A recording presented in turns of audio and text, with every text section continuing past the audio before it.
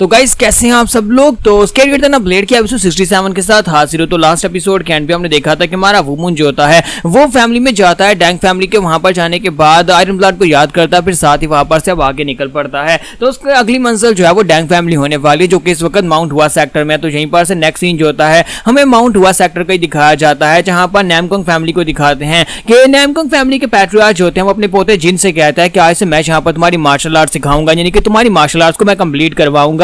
तो जिन उनसे कहता है ग्रैंडफादर आपका बहुत बहुत शुक्रिया। जब किसी के साथ ही नामकोंग हाई उनसे कहती है कि ग्रैंडफादर प्लीज यहाँ पर मुझे भी यही तलवारबाजी की टेक्निक सीखनी है, जो आप यहाँ पर मेरे भाई को सिखा रहे हैं मुझे वही सीखनी है। तो फादर उसे कहता है कि ये क्या तुम यहाँ पर क्या बात कर रही हो, तुम्हें नहीं लगता कि तुम्हें यहाँ पर इस टेक्निक को नहीं सीखना चाहिए, क्योंकि ये टेक्निक बहुत ज्यादा खास और बहुत ज्यादा खतरनाक है और तुम एक लड़की हो। तो ग्रैंडफादर उसे कहता है कि मुझे तो ये बात बहुत ज्यादा अच्छी लगी कि ये यहाँ पर हमारी मार्शल आर्ट्स की टेक्निक को सीखना चाहती है, तुम यहाँ पर इसको सीख सकती हो, बस यहाँ पर बस देखती रहो और तुम्हें भी यहाँ पर कुछ ना कुछ सीखने का मौका मिलेगा। लेकिन नामकोंग खोई जो होती है अपनी तलवार निकालकर अपने भाई जिन के सामने खड़ी हो जाती है। तो जिन उसे कहता है कि सिस्टर तुम तो आज वाकई में यहाँ पर तो पूरी तरह से आग बगोला हो, क्या तुम वाकई में यहाँ पर मुझसे फाइट करना चाहती हो, तुम अपनी तलवार मेरी तरफ क्यों कर रही हो। तो हाँ, ये अपने ग्रैंडफादर से कहती है कि ग्रैंडफादर अगर मैं यहाँ पर अपने ब्रदर जिन को फाइट में हरा देती हूँ तो क्या उसके बाद आप यहाँ पर मुझे इस टेक्निक को सिखाएंगे, क्योंकि आपको लगता है कि मैं एक लड़की हूँ तो मैं यहाँ पर इस टेक्निक को नहीं सीख पाऊंगी, लेकिन मैंने यहाँ पर चुपके से इस टेक्निक को थोड़ा बहुत सीखा है। तो फादर उसे कहता है कि बेटा यहाँ पर अपनी तलवार को वापस अपनी म्यान में रख लो, अपनी तलवार को अगर अपने ब्रदर जिन के सामने करोगी तो एक्सीडेंटली तुम जख्मी भी हो सकती हो। तो ग्रैंडफादर कहते हैं नहीं नहीं रहने दो,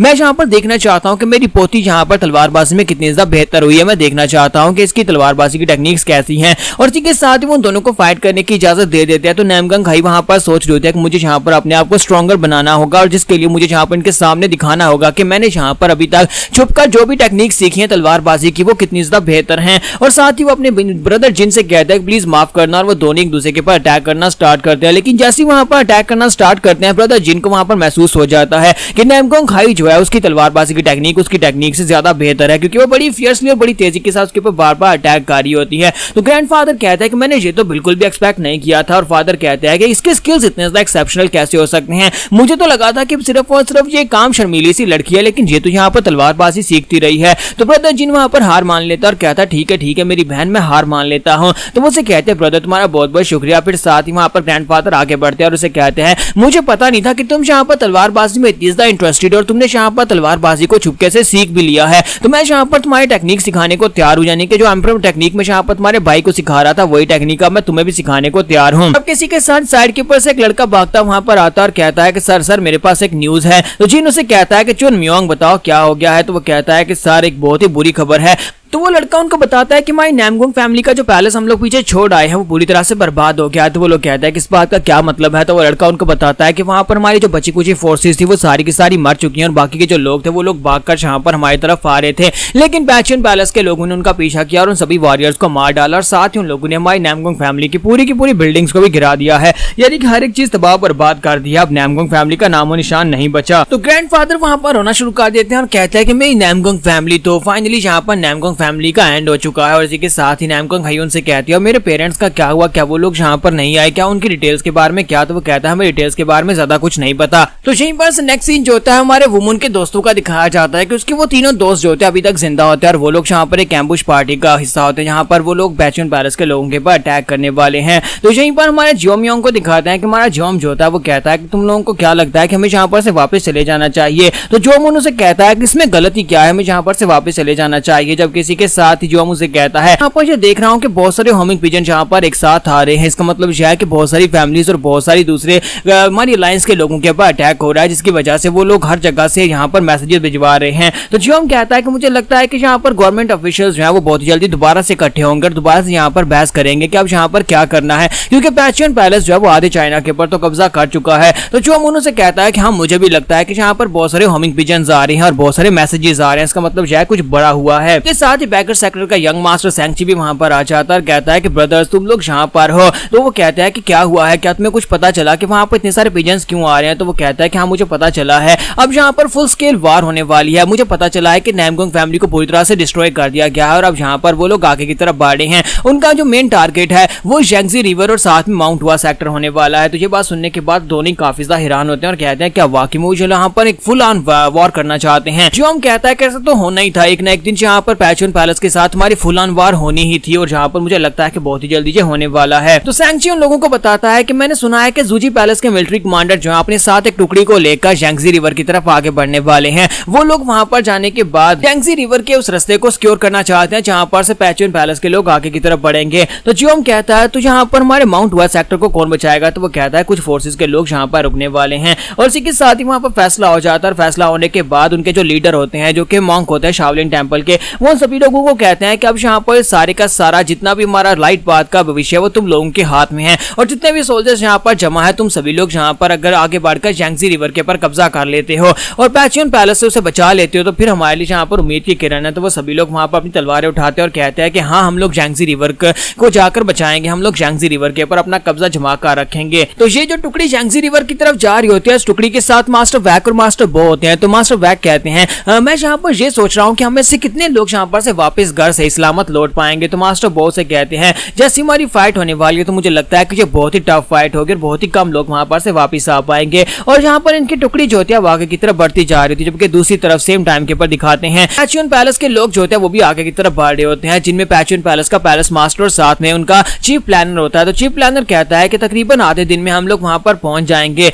तो चीफ प्लानर से कहता है कि जैसे हम लोग जैंगजी रिवर के पास पहुंचेंगे मेरा अंदाजा है कि उनकी एक टुकड़ी जो है वो जैंगजी रिवर के पास आकर हमारे पास अटैक करने वाली है। तो पैलेस मास्टर से कहता है कि तुमने यहाँ पर ये सब कुछ पहले से हिसाब लगाया हुआ था, अगर वो लोग यहाँ पर अपनी आर्मी की टुकड़ी को हमारी तरफ आगे भेजेंगे जैंगजी रिवर के ऊपर मूडेंग फैक्शन को बचाने के लिए तो माउंट हुआ सेक्टर के ऊपर हम लोग डायरेक्टली जाकर अटैक करेंगे जिसकी वजह से माउंट हुआ सेक्टर को वो खो देंगे जहां पर उन लोगों ने अपना हेडक्वार्टर बना रखा है और जहां पर उनके पास सिर्फ और सिर्फ दो ही रास्ते हैं, या तो वो यहाँ पर जैंगजी रिवर को बचाएं या फिर वो माउंट हुआ फैक्शन को बचा लें। उनके पास दो ही रास्ते हैं, इसके अलावा उनके पास कोई भी रास्ता नहीं है। तो पैलेस मास्टर कहता है कि तुम्हारा प्लान वाकई में काफी ज्यादा कमाल का था। चीफ प्लानर कहता है कि हाँ मैंने यहाँ पर ये सारे का सारा हिसाब लगाया था, अगर वो यहाँ पर एक भारी भरकम फोर्स को यहाँ पर जैंगजी रिवर की तरफ भेजते हैं मूडेंग फैक्शन को बचाने के लिए तो फिर यहाँ पर जैंगजी रिवर जो है वो बचा लेंगे लेकिन माउंट हुआ फैक्शन को बचा नहीं पाएंगे क्योंकि हम लोग डायरेक्टली वहां पर जाकर अटैक करने वाले हैं। जैसे उन्हें इन दोनों में से एक को चूज करना पड़ेगा। तो ये बात सुनने के बाद पैलेस मास्टर से कहता है कि उम्मीद करते हैं कि उनके लोगों में उनके हेडक्वार्टर में कोई समझदार इंसान होगा जो कि उन्हें यहाँ पर बताएगा कि दोनों में से सिर्फ और सिर्फ एक ही सेक्टर को बचाया जा सकता है। तो यही पर दिखाते हैं तो जी पैलेस की यंग मिस जो होती है वो इनकी लेफ्टिनेंट होती है और वो यानी कि इनके एडवाइजर भी होती है। तो उसे जैसी वहां पर न्यूज मिलती है कि जो आप दूसरी तरफ से पैचुन के लोग जो है वो जैंगजी रिवर की तरफ आगे बढ़ रहे हैं लेकिन उनका प्लान जो है वो यहाँ पर माउंट हुआ फैक्शन के ऊपर अटैक करने का है। तो वो लड़की जो होती है उन लोगों से कहती है कि हमारे पास सिर्फ और सिर्फ एक ही रास्ता है, हमें दोनों में से एक को बचाना होगा। अगर हम यहाँ पर दोनों को बचाने की कोशिश करेंगे तो हम लोग दोनों से हाथ धो बैठेंगे और दोनों यहाँ पर हमारे हाथ से निकल जाएंगे। तो मॉन्क लीडर जो होते हैं वो से कहते हैं कि अब जबकि सभी हेड्स यहाँ पर आ चुके हैं तो तुम सभी के सामने अपनी बात को एक्सप्लेन कर सकते हो, तुम इनसे क्या कहना चाहती हो। तो इसी के साथ ही मिस जुजी उन लोगों से कहती है कि पैचुन पैलेस की स्क्वाड जो है वो यहाँ पर हमारी तरफ आगे बढ़ रही है लेकिन अगर हम लोग जैंगजी रिवर की तरफ आगे बढ़ेंगे तो वो माउंट हुआ की तरफ आगे बढ़ेंगे। अगर हम लोग जैंगजी की तरफ आगे बढ़ेंगे यानी कि अगर माउंट हुआ की तरफ आगे बढ़ेंगे तो फिर वो जैंगजी के ऊपर कब्जा कर लेंगे। हम दोनों सेक्टर्स को एक जगह एक ही वक्त के ऊपर नहीं बचा सकते तो हमें यहाँ पर दोनों में से सिर्फ और सिर्फ एक को बचाना है। तो यहाँ पर हम लोग अपनी एपिसोड 67 का एंड करेंगे और नेक्स्ट एपिसोड में देखेंगे कि हमारा वुमन कब वापस आने वाला है। तो गाइस कैसे हैं आप सब लोग। तो लास्ट एपिसोड के एंड पे हमने देखा था कि मिस जूजी उन सभी लोगों को बताते हैं कि हम लोग यहाँ पर दोनों फैक्शंस में से सिर्फ और सिर्फ एक ही बचा सकते हैं, या तो हम लोग माउंट हुआ को बचा सकते हैं जहां पर हमारा हेडक्वार्टर है या फिर हम लोग मूडेंग फैक्शन को बचा सकते हैं जो कि जैंगजी रिवर में है। इसी वजह से हमें यहाँ पर जल्दी से जल्दी एक फैसला लेना होगा। तो मास्टर नैमकोंग वू से कहता है तुम्हारे कहने का ये मतलब है कि हमें अपनी सारी की सारी फोर्सेज को हेडक्वार्टर्स में वापस बुला लेना चाहिए या फिर हमें अपनी सारी की सारी फोर्सेज को जैंगजी रिवर की तरफ भेज देना चाहिए। तो मिस जूजी कहती है कि हमारे पास जीतने के कोई चांसेस नहीं है क्योंकि इस वक्त उनकी स्क्वाड जो आगे की तरफ बढ़ रही है उनके अंदर यहाँ पर उनके सुप्रीम कमांडर और साथ में उनके बहुत सारे वॉरियर्स हैं जिनमें पैलेस मास्टर खुद भी शामिल है। अगर हम लोग जैंगजी रिवर की तरफ आगे बढ़ेंगे तो हमारे हारने की चांसेस बहुत ज्यादा और हमें बहुत सारा नुकसान पहुंचने वाला है। तो नैमकोंग वू से कहता है तुम्हारे कहने का मतलब यह है कि हम लोग जैंगजी रिवर उनके हाथ में जाने दें यानी कि हम लोग बड़ी आसानी के साथ वहां पर से पीछे हट जाएं और जिसकी वजह से वो लोग उसके ऊपर कब्जा कर लेंगे। तो वो कहते हैं कि यहाँ पर तुम्हारे इसी सवाल के अंदर ही जवाब है। ये बात वाकई में सच है कि हमें यहाँ पर इस सिचुएशन में ये करना ही होगा, हमें यहाँ पर एक जगह को छोड़ना होगा। तो इसी के साथ ही जोंगनम फैक्शन के मास्टरों से कहते हैं तो फिर बताओ कि हम लोग यहाँ पर क्या करें, कि हम लोग बस चुपचाप यहाँ पर देखते रहें। तो मिस जूजी उनसे कहते हैं कि यहाँ पर देखने के अलावा हमारे पास है ही क्या, हमें यहाँ पर एक ऐसी फैक्शन को बचाना है जिसके ज्यादा लोग हैं, जहाँ पर हमारा हेडक्वार्टर है जो कि यहाँ पर माउंट हुआ सेक्टर है। तो एक और कमांडर से कहता है तो हम लोग यहाँ पर मूडेंग फैक्शन को छोड़ देंगे। तो मिस जूजी कहती है कि हम लोग तो यहाँ पर जूजी पैलेस को भी छोड़ रहे हैं और तुम्हें अच्छी तरह से पता है कि मैं जूजी पैलेस की यंग मिस हूँ। मैं यहाँ पर अपने सेक्टर को बचाने के लिए फोर्सेज को उस तरफ उनका रुख मोड़ सकती हूँ लेकिन मैं यहाँ पर पर ऐसा नहीं करूंगी। तो मिस सूजी उन लोगों से कहते हैं कि हमें यहाँ पर जल्दी से जल्दी अपने एक होमिंग पिजन को उनकी तरफ भेजना होगा, अपने लोगों को जल्दी से जल्दी वापस बुलाना होगा। यहाँ पर माउंट हुआ फैक्शन में सभी लोगों को वापस बुला लिया जाए ताकि यहाँ पर हम लोग अपनी बेस को प्रोटेक्ट कर सकें। यहाँ पर रहेंगे तभी हम लोग यहाँ पर बच पाएंगे। तो इसी के साथ ही मास्टर से कहता है कि चलो फिर ठीक है, और साथ ही वो अपने लोगों से कहते हैं यहाँ पर अपने लोगों से कहो कि जल्दी से जल्दी एक मैसेज भिजवाया जाए और हमारी आर्मी की स्क्वाड जो इस तरफ आके बढ़ रही है यानी जंगजी रिवर की तरफ, वो लोग जल्दी से वापस आ जाए। तो सभी लोग वहां पर उनकी बात मान लेते हैं और साथ ही वहां पर से कबूतर भेज दिया जाता है। जब कबूतर वहां पर से भेज दिया जाता है तो वो दूसरे शाओलिन टेंपल में पहुंचता है। वहां पर पहुंचने के बाद दूसरे मॉन्क्स जो होते हैं वो ये मैसेज पढ़ने के बाद काफी ज्यादा गुस्सा होते हैं और कहते हैं कि यहाँ पर हो क्या रहा है, हमें यहाँ पर ऑर्डर्स मिले हैं कि हमें अपने टेंपल को छोड़कर जल्दी से जल्दी माउंट हुआ फैक्शन में पहुंचना होगा, क्योंकि यहाँ पर वो लोग चाहते हैं कि हम लोग झांगजी रिवर और बाकी के जितने भी सेक्टर्स हैं सभी लोगों को खाली कर दें, क्योंकि पैचियन पैलेस की आर्मी आगे की तरफ बढ़ रही है। तो दूसरा मॉन्क उसे कहता है कि पैचियन पैलेस की आर्मी इतनी तेजी के साथ आगे बढ़ रही है, अगर वो लोग माउंट हुआ की तरफ चले जाते हैं तो फिर क्या होगा। इसका मतलब यह है कि माउंट हुआ के हारने के बाद शाओलिन टेंपल आता है, अगर माउंट हुआ फैक्शन भी हार जाता है तो फिर शाओलिन टेंपल भी नहीं बच पाएगा, यानी कि बहुत ही ज्यादा खून खराबा होने वाला है। सीनियर मास्टर गोगू को दिखाता है कि वो दोनों बैठे खेल रहे होते हैं, जब वहां पर बीड्स खेल रहे होते हैं तो उसी के साथ ही वहां पर एक लड़का आता है और उनसे कहता है कि मास्टर ग्रेट मास्टर यहाँ पर एक मैसेज आया है राइटियस कोलिशन की तरफ से। तो ग्रेट मास्टर उस मैसेज को पढ़ते हैं तो वो कहते हैं लगता है कि यहाँ पर मसला बहुत ज्यादा बढ़ चुका है और ये जंग जो है फुल स्केल होने वाली है। और इसी के साथ ही मोमो से कहता है कि मोमो यहाँ पर आओ। तो मोमो कहता है जी सर बताएं। तो वो कहते हैं कि मुझे लगता है कि यहाँ पर गार्डियन डीएटी के तौर पर मेरा जो काम था वो पूरा हो चुका है, यहाँ पर मैंने अपना फर्ज पूरा कर दिया, लेकिन अब यहाँ पर क्योंकि तुम मेरे सक्सेसर और तुम्हें यहाँ पर अगला गार्डियन डीएटी बनता है तो मैं यहाँ पर तुम्हें सारी की सारी जिम्मेदारियां देने वाला हूँ। तो वो उसे बताते हैं कि पैचियन पैलेस की आर्मी जो है वो माउंट हुआ सेक्टर की तरफ आगे बढ़ रही है। मैं चाहता हूं कि तुम यहाँ पर हमारे गार्डियन डीएटी की तरह वहां पर जाओ और साथ ही अपने साथ 108 नहान आर्मी को लेकर उन लोगों का सामना करो। मैं चाहता हूं कि तुम अपना फर्ज पूरा करो। तो वो कहता है जी मास्टर जैसा आपने कहा बिल्कुल वैसा ही करूंगा, मैं जो भी आपने मुझे सिखाया उस सब कुछ यहाँ पर यूज करूंगा, अपनी मार्शल आर्ट्स को यूज करके उन सभी को हरा दूंगा। तो मास्टर कहते हैं ये बहुत ही अच्छी बात है। फिर साथ ही उसे कहता है घुटने टेको।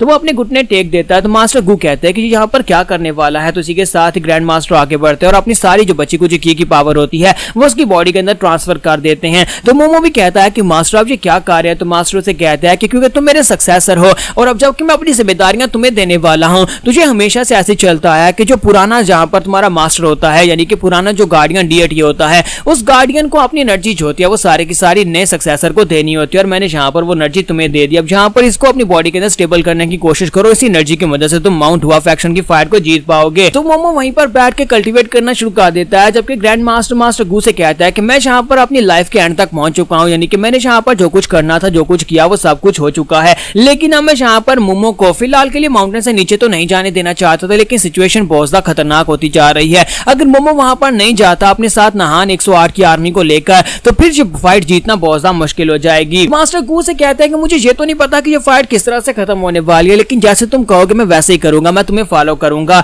और दूसरी तरफ का सीन दिखाते हैं जहां पर हमारी डैंग सोही सो रही होती है और इसी के साथ ही डैंग सोही के कैंप के अंदर हमारा वुमन गुस्सा आता है और आकर उसे मुंह पर थप्पड़ मारता है और उसे जगाता है और उसे कहता है तुम यहाँ पर बड़े मजे से सो रही हो, मेरे आयरन ब्लड को मारने के बाद तुम्हें क्या लगा था कि तुम यहाँ पर इतनी आसानी से सो पाओगी। तो वो कहती है कि तुम अभी तक जिंदा कैसे हो। माँ वुमन उसे कहता है कि मैं सिर्फ जिंदा ही नहीं हूँ बल्कि मैं यहाँ पर देखो तुम्हारे साथ क्या करने वाला हूँ। तो वो सोही उसे कहते हैं लेकिन तुम जिंदा कैसे हो सकते हो, तुम्हारे गिरते वक्त मैंने अपनी तलवार तुम्हारी बॉडी के अंदर स्टैब की थी, वही तलवार तुम्हारी बॉडी के अंदर थी और तुम ऊपर से गिरे भी थे और तुम बहुत ही बुरी तरह जख्मी थे। तो माँ वुमन उसे कहता है कि देखो जरा, मैं यहाँ पर से मरने के बाद किंग ऑफ हेल के पास गया था और उसने कहा कि तुम्हारा अभी यहाँ पर दुनिया में कुछ बाकी है, जाओ जाकर अपना बदला ले लो और उसके बाद चले आना, इसी वजह से मैं वापस यहाँ पर तुमसे बदला लेने के लिए आया हूँ। तो माँ वुमन फिर से उसके मुंह पर थप्पड़ मारता है और इसी के साथ ही उसका गला दबाता है। तो वो उसे कहती है कि प्लीज प्लीज ऐसा मत करो। तो माँ वुमन उसे कहता है कि मैं यहाँ पर तुम्हें इसी साथ ही मारना चाहता हूँ, यानी अभी तुम्हें मार डालूं, लेकिन तुमने आयरन ब्लड के साथ जो कुछ भी किया था वो सारे का सारा बदला कैसे पूरा होगा अगर मैं यहाँ पर अभी तुम्हारा गला दबाकर तुम्हें मार डालता हूँ।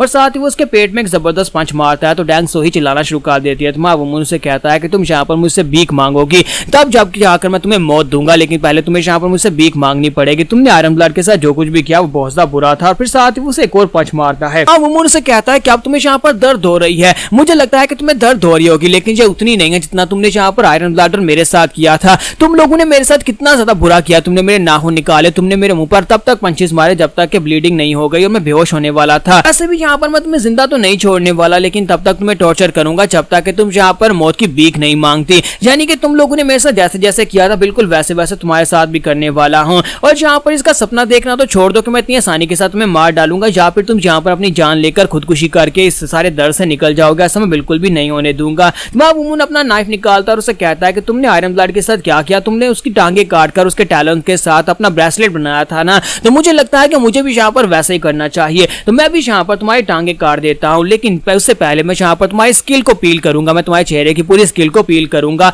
आहिस्ता आहिस्ता मैं तुम्हारी स्किन को छीलूंगा जब तक कि तुम यहाँ पर जिंदा हो, तुम्हारे जिंदा के रहते मैं यहाँ पर तुम्हारी स्किन को निकालने वाला हूँ। तो डैंग सोही और भी ज्यादा घबरा जाती है। तुम्हारा वुमन से कहता है कि यहाँ पर आयरन ब्लड के बारे में सोचोगे तुमने उसके साथ क्या किया, तुमने यहाँ पर उसके मरते दम तक तुमने उसके साथ बहुत ही बुरा किया था। डैंग सोही वहाँ पर चिल्लाना शुरू कर देती है। तुम्हारा वुमन उसे कहता है कि लगता है कि तुम यहाँ पर अपने खूबसूरत चेहरे को खराब होता हुआ नहीं देख सकती, हालांकि तुम यहाँ पर मरने वाली हो, चलो ठीक है फिर मैं तुम्हारा चेहरा खराब करने की बजाय तुम्हारे हाथ काट देता हूँ। और वो उसका हाथ पकड़ता है और अपना नाइफ उसके हाथ के ऊपर रखता है और उसे कहता है कि अब तुम्हारा हाथ कटेगा। और इसी के साथ डैंग सोही वहाँ पर एक जबरदस्त चीख मारती है। जब वो चीख मारती है तो इसी के साथ एक लड़का भागता हुआ अंदर आ जाता है जिसका नाम डैंग सोगी होता है, वो उसका भाई होता है। तो भागता हुआ अंदर आता है और उसे कहता है कि डैंग सोही तुम्हें क्या हो गया। तो उसे कहती है कि मैंने यहाँ पर एक बहुत ही खतरनाक सपना देखा, सपने में मैंने वुमन को देखा। तो उसे कहते हैं कि तुम फिर से यहाँ पर वही सपने देख रही हो, वो लड़का मर चुका है, मरा हुआ लड़का यहाँ पर वापस कैसे आएगा, वो तुमसे बदला लेने के लिए यहाँ पर नहीं आ सकता। उसका भाई उसे कहता है कि मुझे लगता है कि तुम यहाँ पर काफी ज्यादा थकी हुई हो, क्योंकि हमें यहाँ पर आधे रास्ते से यांगजी रिवर की तरफ हमारी स्क्वाड जा रही थी, लेकिन वहां पर से वापस माउंट हुआ की तरफ आने के में ऑर्डर मिल गए थे, इसी वजह से तुम यहाँ पर काफी ज्यादा थक गई हो। जबकि सोही वहां पर सोच रही होती है कि तकरीबन 6 महीने गुजर चुके हैं और अभी भी यहाँ पर वो लड़का मेरे सपनों में आता है और मुझे यहाँ पर इस तरह से टॉर्चर कर रहा है, पता नहीं यहाँ पर कब ये न्यूज कंफर्म होगी कि वो लड़का वाकई में मर गया है या नहीं। तो यहाँ पर हमारी एपिसोड 68 का एंड करेंगे और नेक्स्ट एपिसोड में देखेंगे कि हमारा वुमन कब वापस आने वाला है। तो लास्ट एपिसोड के एंड पे हमने देखा था कि डैंग सोही काफी ज्यादा परेशान होती है क्योंकि रात के वक्त उसे सपने आते हैं जिसमें हमारा वुमन उसे मारने की कोशिश करता है। तो वो सोच रही होती है कि मैं यहाँ पर क्या करूँ, जब से यहाँ पर उस लड़के को गलती से हमने मार डाला है तब से यहाँ पर बाकी के सभी फैमिली मेंबर्स जो हैं वो मुझे यहाँ पर बहुत ही नफरत से देखते हैं, जहाँ तक कि सभी एल्डर्स और जितने भी यहाँ पर वॉरियर्स हैं वो सभी लोग मेरी तरफ इस तरह से देखते हैं कि जैसे कि मैंने यहाँ पर कोई बहुत ही बड़ा गुनाह कर दिया हो, इसकी वजह से मैं यहाँ पर एक दिन भी चैन और सुकून से नहीं गुजार पा रही। हालांकि मैंने सभी लोगों से यहाँ पर तहे दिल से माफी मांगी थी, मैंने सभी से कहा था कि प्लीज पर मुझे माफ कर दो, मुझसे गलती हो गई है, ये गलती हमने कोई जानबूझकर नहीं की, अनजाने में हुई है, लेकिन इसके बावजूद कोई भी यहाँ पर मैं माफ करने को तैयार नहीं है। आखिर हम लोगों ने यहाँ पर वाकई में कितने बड़े वॉरियर को मार दिया जिसकी वजह से कुछ ज्यादा नुकसान हो गया है। यहीं पर से नेक्स्ट सीन जो होता है हमें साउदर्न शांजी का दिखाया जाता है, जहां पर दिखाते हैं कि सुप्रीम कमांडर अपने साथ कुछ सोल्जर्स को लेकर आते हैं और कहते हैं कि यहाँ पर से वापसी का कोई रास्ता नहीं है, ये लोग यहाँ पर से माउंट हुआ फैक्शन को बिल्कुल भी नहीं छोड़ने वाले। तो सुप्रीम कमांडर पहले से अपनी एक टुकड़ी को लेकर माउंट हुआ की तरफ आगे बढ़ाया होता है क्योंकि वहां पर वो लोग अपनी आर्मी को दो हिस्सों में बांट चुके होते हैं, जहां पर से एक यांगजी रिवर के ऊपर कब्जा करने के लिए आगे बढ़े थे और दूसरी तरफ से सुप्रीम कमांडर अपनी आर्मी को लेकर माउंट हुआ के ऊपर अटैक करने के लिए आगे बढ़ता है। सुप्रीम कमांडर कहता है कि मुझे नहीं लगता कि ये लोग इतनी आसानी के साथ यहाँ पर हमें इसका कब्जा देने वाले हैं, तो हमें यहाँ पर फाइट करनी होगी और ये लोग तो यहाँ पर अपनी जान की बाजी लगा देंगे लेकिन माउंट हुआ फैक्शन को नहीं छोड़ेंगे। हालांकि उन लोगों ने इस बात को साबित कर दिया है कि वो लोग डरे हुए हैं, अगर वो लोग वहां पर से यांगजी रिवर को छोड़कर वापस नहीं आते तो इस बात का यही मतलब था कि वो प्राइडफुली वहां पर मरना चाहते हैं, लेकिन ये लोग वाकई में डरे हुए हैं। सोल्जर सुप्रीम कमांडर के पास आता है और उसे आकर बताता है कि शाओलिन के डिसाइपल्स के बारे में एक मैसेज मिला है कि शाओलिन के डिसाइपल्स माउंट हुआ की तरफ आगे बढ़ रहे हैं। तो वो कहता है क्या शाओलिन के डिसाइपल इस तरफ आगे बढ़ रहे हैं, अगर ये बात है तो मैं जल्दी से जल्दी अटैक करना होगा, वो लोग कब तक यहाँ पर पहुंच जाएंगे। तो वो कहता है कि सर वो लोग यहाँ पर से काफी ज्यादा दूर है और यांगजी की तरफ से जो स्क्वाड वापस की तरफ आ रही है उनको भी पहुंचने में काफी टाइम लगने वाला है। अगर हम लोग अभी यहाँ पर अटैक करें तो हम लोग एक दिन पहले यहाँ पर अटैक करके इसमें सक्सेसफुल रह सकते हैं। तो इसी के साथ ही सुप्रीम कमांडर जो होते हैं वो अपने साथियों से कहता है कि मैं चाहता हूं कि आन डैंग को बुलाओ। तो वो कहता है क्या आन डैंग को बुलाया जाए, और इसी के साथ ही आन डैंग जो यानी कि जो सोल्जर होता है जिसका नाम आन डैंग है उसे कहा जाता है कि अपनी असैसिन्स की स्क्वाड को लो जाकर माउंट हुआ के ऊपर अटैक करो। तो वो एक स्पेशल असैसिन होता है और उसकी स्क्वाड भी सारी की सारी असैसिनेशन यूनिट के ऊपर ही जो होती है, यानी कि उसके ऊपर सारे के सारे असैसिन्स होते हैं और उन्हें यहाँ पर एक सीक्रेट टास्क दी गई होती है कि उन्हें जाकर माउंट हुआ के अंदर सीक्रेटली घुसना होगा, वहां पर जाकर ज्यादा से ज्यादा लीडर्स की जान लेनी होगी। अगर वहां पर जाकर ज्यादा से ज्यादा लीडर्स को मार दिया उनके मैनेजमेंट के अंदर तो फिर यहाँ पर उनके वॉरियर्स का हौसला बहुत कम रह जाएगा। तो इसी के साथ ही आन डैंग जो था अपने लोगों को लेकर बड़ी तेजी के साथ माउंट हुआ फैक्शन की तरफ आगे बढ़ रहा होता है। यहीं पर पास का सीन दिखाता है जहां पर सुप्रीम कमांडर उसे कहते हैं यहाँ पर हम लोग अपनी फोर्सेस को मिनिमम डैमेज पहुंचाने के लिए तुम्हारी असैसिनेशन स्क्वाड को यूज करेंगे, तुम्हें वहां पर अंदर जाना होगा, माउंट हुआ फैक्शन के अंदर घुसो और वहां पर जाकर असैसिनेशन मिशन को पूरा करो। तो इसी के साथ ही नेक्स्ट सीन माउंट हुआ फैक्शन का दिखाया जाता है जहां पर सभी असैसिन्स जो होते हैं वो अंदर घुस जाते हैं और अंदर घुसने के बाद जाकर उनके ऊपर अटैक कर देते हैं और साथ ही उनके कुछ एल्डर को भी मार डालते हैं, जिसकी वजह से वहां पर उनका नुकसान काफी ज्यादा होता है। और यहीं पर आनडैंग को दिखाता है कि जब वो अंदर मास्टर नामगुंग को मारने के लिए जाता है तो यानी ग्रैंडपा नामगुंग जो होते हैं वो उसके ऊपर अटैक करते हैं और वहां पर से बाहर निकलते हैं और कहते हैं कि तुम्हें क्या लगा था, तुम इतनी आसानी के साथ मुझे भी मार पाओगे जैसे कि तुमने बाकी के लीडर्स को मार दिया। तो वो उड़ते हुए बाहर निकलते हैं और उसे कहता है कि तुम्हारी हिम्मत तो वाकई में यहाँ पर काफी ज्यादा बढ़ गया कि तुम लोग यहाँ पर असैसिनेट करने के लिए हमारी माउंट हुआ फैक्शन के अंदर ही गुस्सा है। तो आनडैंग उसके ऊपर अटैक करने के लिए आगे बढ़ता है। जैसे वो उसके ऊपर अटैक करने के लिए आगे बढ़ रहा होता है, इसी के साथ ही वहां पर से साइड के ऊपर भाग जाता है। तो मास्टर नामगुंग कहता है कि मुझे लगा ही था कि ये कमीना यहाँ पर से भाग जाएगा और उनके साथी उनका पीछा करते हैं। जबकि मास्टर मॉन्क जो होते हैं वो अंदर से भागते बाहर आते हैं और कहते हैं कि यहाँ पर क्या हो रहा है। तो मिस जूजी उसे बताती है कि हमारे कुछ एल्डर्स जो है वो यहाँ पर मारे गए हैं। हमारे दो एल्डर जोंग नेम फैक्शन के एल्डर जोंग और साथ दूसरी तरफ से बैगर सेक्टर के एल्डर जो है वो अपनी लाइफ खो चुके हैं, यानी कि वो दोनों मारे जा चुके हैं। उनका मिशन यहाँ पर आकर हमारी मैनेजमेंट के अंदर से कुछ लीडर्स को मारना था ताकि यहाँ पर हमारे सोल्जर्स की हिम्मत कम रह जाए। तो इसी के साथ ही मिस सूजी उनसे कहते हैं कि अपने लोगों से कहो कि उनका पीछा ज्यादा दूर तक मत करें, उन्हें जाने दें, क्योंकि अगर उनका पीछा करेंगे तो ये एक ट्रैप है और हमारे लोग मारे जाएंगे। और इसी के साथ सुप्रीम कमांडर को दिखाता है कि सुप्रीम कमांडर अपने सोल्जर्स के साथ दूरी खड़े होते हैं क्योंकि वो लोग यहाँ पर अब अटैक करने के लिए आगे बढ़ने वाले हैं, क्योंकि दो लीडर्स को तो पहले वो यहाँ पर मार चुके हैं। तो नेक्स्ट जैक उनसे कहता है कि हमारी फोर्सेस जो है काफी ज्यादा थकी हुई हैं, जबकि दूसरा सोल्जर उसे कहता है कि उनकी फोर्सेस भी काफी ज्यादा थकी हुई होंगी क्योंकि वो लोग भी यहाँ पर सफर से वापस आ रहे हैं। अगर शावलिन की बात की जाए या फिर उनकी जो यांगजी रिवर की फोर्स है जो वापस आ रही है। तो इसी के साथ ही वो आनडैंग से पूछते हैं कि आनडैंग तुम बताओ कि तुम्हें क्या लगता है। तो आनडैंग कहता है कि सर मुझे लगता है कि हमें अभी जाकर उनके ऊपर अटैक कर देना चाहिए। अगर अभी अटैक करेंगे तो उनके लीडर्स के मरने के बाद उनके हौसले काफी ज्यादा कम रह चुके हैं। तो सुप्रीम कमांडर कहते हैं कि नेक्स्ट जैक तुम अपने ब्लड स्लैशर स्क्वाड को लोग फ्रंट लाइन के ऊपर चले जाओ और वहां पर जाकर अटैक करना स्टार्ट करो। तो वो कहता है जी सर। और इसी के साथ ही नेक्स्ट जैक अपने ब्लड स्लैशर स्क्वाड को लेता है और आगे की तरफ बढ़ना स्टार्ट करता है। तो वो कहता है कि फाइनली यहाँ पर वक्त आ चुका है जब यहाँ पर हमारी फाइनल बैटल होने वाली है जिसमें डिसाइड होगा कि चाइना के ऊपर किसका राज होने वाला है। और इसी के साथ ही हमारे यंग मास्टर्स को दिखाता है कि वो लोग रास्ते में एम्बुश करने के लिए खड़े होते हैं। तो वो लोग रास्ते में यहाँ पर देख रहे होते हैं कि उनकी तरफ कौन सी स्क्वाड आगे बढ़ रही है। तो वो कहते हैं कि लेफ्ट और राइट दोनों तरफ से यहाँ पर पैशन पैलेस के लोग आगे बढ़ रहे हैं। तीनों यंग मास्टर वहां पर उनके सामने नीचे उतर आते हैं। तो जियोम कहता है कि हम लोग यहीं पर तुम्हारा वेट कर रहे थे, चलो जल्दी से आ जाओ। और इसी के साथ ही वहां पर फाइट होना शुरू हो जाती है। तो हमारे तीनों यंग मास्टर जो होते हैं वहां पर काफी अच्छे से फाइट कर रहे होते हैं, लेकिन उनकी तादाद ज्यादा आती है। पैशन पैलेस के लोग बहुत ज्यादा होते हैं। तो जूमून कहता है कि यहाँ पर कितनों को मारूं और ज्यादा निकल आते हैं। फिर साथ ही जूमून जो होता है उसे पीछे से चिल्लाने की आवाज आती है। एक लड़का उसके ऊपर अटैक करने वाला था, लेकिन ब्रदर जियोम पीछे से निकलकर उसको मार देता है और उसे कहता है कि मुझे यहाँ पर तुम्हें कितनी बार बचाना पड़ेगा, तुम कुछ ज्यादा ही स्लो हो। जब किसी के साथ ही जोमून जो होता है अपना नाइफ लेकर उसके ऊपर अटैक कर देता है क्योंकि उसके पीछे भी वहां पर एक लड़का खड़ा होता है। वो उसको मार डालता है और उसे कहता है कि मैंने यहाँ पर तुम्हें बचाकर तो अपना हिसाब बराबर कर लिया है। तो वो कहता है कि चलो ये तो अच्छी बात है, चलो देखते हैं कि यहाँ पर हम दोनों में से कौन ज्यादा लोगों को मारता है। और यहीं पर ब्रदर सैंगची को दिखाते हैं कि ब्रदर सैंगची भी वहां पर कह रहा था कि यहाँ पर ये वार इसी के साथ ही खत्म होने वाली है, हमें यहाँ पर बहुत ही अच्छे से फाइट करनी होगी। और यहीं पर दिखाता है कि उन लोगों में से काफी सारे लोग मारे जाते हैं और मास्टर वैक और साथ में मास्टर बो वो दोनों भी यहाँ पर होते हैं। और इसी के साथ उन्हें सामने से चलाने की आवाज आती है। उनके काफी सारे सोल्जर्स जो होते हैं ऊपर हवा में उड़ते हैं क्योंकि उन्हें वहां पर एक जबरदस्त अटैक होता है। तो वो कहते हैं कि अब यहाँ पर कौन आ गया। तो वहां पर दो ज़ॉम्बीज होते हैं। तो जब वहां पर अपने दो पॉइजन ज़ॉम्बीज को रिलीज करके उनके ऊपर अटैक करवाते हैं तो वहां पर इनके सोल्जर्स जो होते हैं उनके सामने कमजोर पड़ जाता है क्योंकि आपने पॉइजन ज़ॉम्बीज को पहले ही देखा है कि वो कितने पावरफुल हैं। तो मास्टर वैक कहता है कि सभी लोग पीछे रहो, मैं इनसे फाइट करता हूं। हालांकि उन्हें फिलहाल के लिए नहीं पता होता कि ये पॉइजन ज़ॉम्बी है। तो जैसे वो जंप करते हुए अपनी तलवार के साथ उसके ऊपर एक स्लैश लगाते हैं, उन्हें लगता है कि अपनी तलवार के साथ उसको काट देंगे, लेकिन उनकी तलवार जो होती है पॉइजन ज़ॉम्बी की बॉडी के साथ टकराती है तो वहीं पर रुक जाती है। तो वो कहते हैं कि ये कैसे हो सकता है, इसकी बॉडी तो ऐसे जैसे कि मैं स्टील के ऊपर अटैक कर रहा हूं। फिर साथ ही वो वहां पर पीछे हटते हैं और उसके ऊपर बहुत सारी स्ट्राइक्स लगाते हैं, लेकिन उनकी कोई भी स्ट्राइक जो होती है वो ज़ॉम्बी की बॉडी को काट नहीं पाती। तो वो कहते हैं कि इसकी बॉडी तो इनडिस्ट्रक्टेबल है, यानी कि इसकी बॉडी को तोड़ा नहीं जा सकता, काटा नहीं जा सकता। तो पॉइजन ज़ॉम्बी वहां पर आगे की तरफ बढ़ता है, अपने पंजे को बढ़ाकर उसके ऊपर स्ट्राइक लगाता है। मास्टर वैक उसके अटैक को ब्लॉक करने की कोशिश करते हैं, लेकिन वो पंजा जो होता है उसके बाजू के ऊपर लग जाता है, जिसकी वजह से मास्टर वैक की बॉडी के अंदर पॉइजन चला जाता है। उनकी तलवार भी उनके हाथ से छूट जाती है। तो मास्टर वैक कहता है कि यहाँ पर इसका पॉइजन इतना खतरनाक है, मैं अपनी इनर की के साथ कनेक्ट नहीं कर पा रहा। वो अपने लोगों से कहता है कि सभी लोग पीछे हटो, हमें यहाँ से भागकर जाना होगा। और सभी लोग वहां पर से पीछे की तरफ हटना स्टार्ट करते हैं, जबकि लीडर उनसे कहता है कि ये क्या, तुम सभी लोग वहां पर से वापस क्यों आ गए। टाइगर सेक्टर का मास्टर उसे कहता है कि मैंने यहाँ पर सुना है कि डॉकमून की तरफ से उन लोगों ने पॉइजन ज़ॉम्बीज को यूज किया है और पॉइजन ज़ॉम्बीज को यूज करते हुए यहाँ पर हमारे पर अटैक कर रहे हैं। और तुम्हें पता है कि पॉइजन ज़ॉम्बीज की बॉडी जो होती है इंडिस्ट्रक्टेबल होती है, कोई भी यहाँ पर उनकी बॉडीज को भेद नहीं सकता। तो शाओलिन मास्टर से कहते हैं, लेकिन वहां पर मास्टर वैक और मास्टर बो दोनों थे, क्या वो लोग जहाँ पर उसको संभाल नहीं सकते तो वो कहते हैं कि नहीं, मास्टर वैक और मास्टर बो अकेले वहां पर कुछ भी नहीं कर सकते, वो अकेले वहां पर उन पॉइजन ज़ॉम्बीज को नहीं संभाल सकते। तो यहाँ पर हम लोग अपनी एपिसोड 69 का एंड करेंगे और नेक्स्ट एपिसोड में देखेंगे कि अब यहाँ पर उनको पॉइजन ज़ॉम्बीज से बचाने के लिए कौन आएगा, क्या हमारा वुमन वापस आएगा।